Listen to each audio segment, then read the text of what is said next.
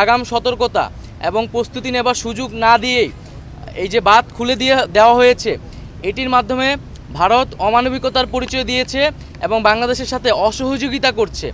আমরা আহ্বান করব, আমরা আশা করব যে দ্রুত সময়ের মধ্যে ভারত বাংলাদেশের জনগণ বিরোধী এ ধরনের নীতি থেকে সরে আসবে। দুর্যোগপূর্ণ এবং সংকটকালীন মুহূর্তে সব পক্ষের প্রতি আহ্বান থাকবে এই ধৈর্য ধরে আমাদের অপেক্ষা করার, এবং আমরা সবারই দাবি শুনব।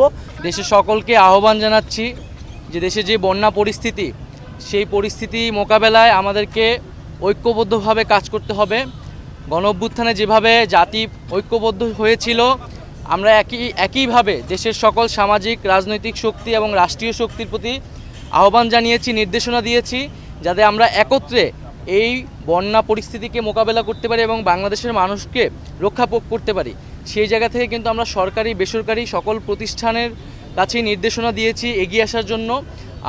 তিন বাহিনীর প্রধানের সাথেও আমরা আলোচনা হচ্ছে যে কীভাবে আরও দক্ষতার সাথে আমরা মানুষদেরকে উদ্ধার করতে পারি, এবং সকলের কাছে সরকারের পক্ষ থেকে সেই আহ্বানটি থাকবে যাতে আমরা একত্রে কাজ করতে পারি। ব্যবসায়ীদের প্রতি বিশেষ আহ্বান থাকবে যাতে তারা এখানে মানবিক দৃষ্টিকোণ থেকে এগিয়ে আসে এবং সরকারকে সহযোগিতা করে।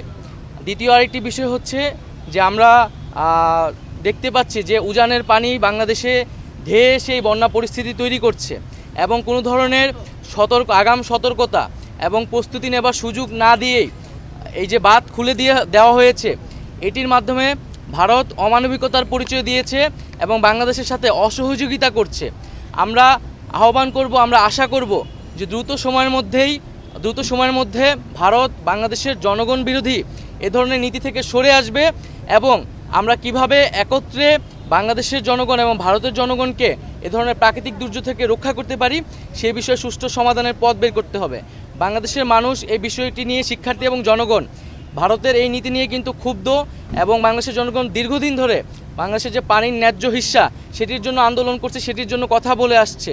তো আমরা আশা করব যে ভারত বাংলাদেশের সম্পর্কের ভিতরে কোনো টানাপোড়েন যাতে না রাখা হয়, এবং একটা ন্যায্যতার ভিত্তিতে যাতে ভারত বাংলাদেশের রাষ্ট্রীয় সম্পর্ক প্রতিস্থাপন করা হয়। জাতীয়ভাবে একটি দুর্যোগপূর্ণ পরিস্থিতির মধ্য দিয়ে যাচ্ছি। আপনারা জানেন এই সরকার মাত্র 15 দিন হলো দায়িত্ব গ্রহণ করেছে। বাংলাদেশের মানুষ দীর্ঘ সময় ধরে তাদের বিভিন্ন দাবি এবং তাদের যৌক্তিক বিভিন্ন দাবি উত্থাপন করার সুযোগ পাচ্ছিল না। বিগত সরকারের আমলে তারা সেই দাবিগুলো উত্থাপন করছে। তাদের প্রতি আমাদের আহ্বান থাকবে নিয়মতান্ত্রিকভাবে, গণতান্ত্রিক আপনাদের যে আন্দোলনের অধিকার সেটা আপনারা করবেন, তবে এই দুর্যোগপূর্ণ এবং সংকটকালীন মুহূর্তে সব পক্ষের প্রতি আহ্বান থাকবে এই ধৈর্য ধরে আমাদের অপেক্ষা করার, এবং আমরা সবারই দাবি শুনব। তবে দেশের সার্বিক পরিস্থিতি স্বাভাবিক হলে আমরা একটি আমাদের রেজওয়ানা হাসান আপা বললেন যে আমাদের একটি কমিটি হবে, স্বরাষ্ট্রমন্ত্রী উপদেষ্টা আজ কথা বলবেন, এবং একটি সুষ্ঠু উপায়ে যাতে আমরা তাদের কাছে পৌঁছাতে পারি, তাদের দাবিগুলো শুনতে পারি এবং সমাধান করতে পারি, সেদিকে যাওয়া হচ্ছে। এবং একই সাথে এই দুর্যোগপূর্ণ মুহূর্তে দেশের সকল পক্ষকে, ঠিক যেভাবে আমরা গণঅভ্যুত্থানে একটি জাতীয় ঐক্য গড়ে উঠেছিল, সেই জাতীয় ঐক্যের আহ্বান আমরা সরকারের পক্ষ থেকে করছি।